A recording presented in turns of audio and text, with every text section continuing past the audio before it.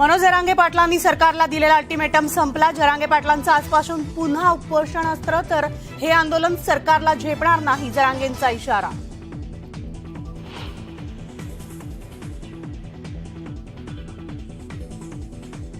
आरक्षणासाठी मराठा समाज आक्रमक। चाकण एमआयडीसीकडे जाणाऱ्या बसेस मराठा क्रांती मोर्चानं रोखल्या तर अनेक जिल्ह्यांमध्ये पुढाऱ्यांना गावबंदीचा इशारा।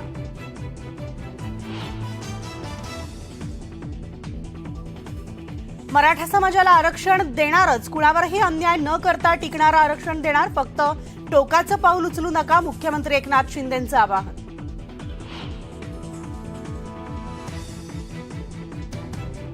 26 जुलैच्या महापुरात बाळासाहेबांना मातोश्रीवर सोडून उद्धव ठाकरे कुटुंबासह पंचतारांकित हॉटेलात राहायला गेले, एकनाथ शिंदेंचा खळबळजनक आरोप।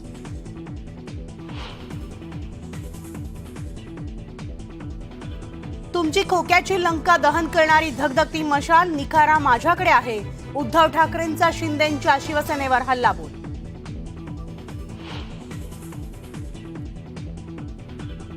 मुंबईला दुसऱ्या मार्गाने तोडण्याचा प्रयत्न सुरू, महापालिकेच्या ऐवजी आता नीती आयोग मुंबईचा विकास करणार, उद्धव ठाकरे यांचा भाजपवर हल्लाबोल।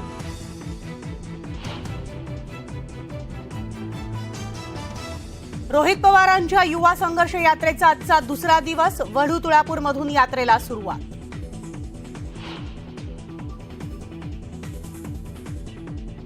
पंतप्रधान मोदी उद्या अहमदनगर दौऱ्यावर, शिर्डीत विविध विकास कामांचं करणार उद्घाटन तर दुपारी शेतकरी मेळाव्याला संबोधणार।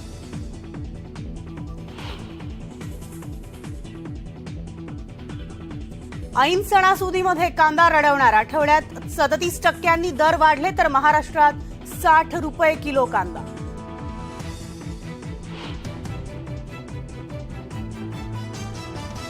मुंबईमध्ये मालमत्ता खरेदी विक्री व्यवहाराला झळाळी, 10 महिन्यात 1 लाख मालमत्तांच्या व्यवहारांची नोंदणी।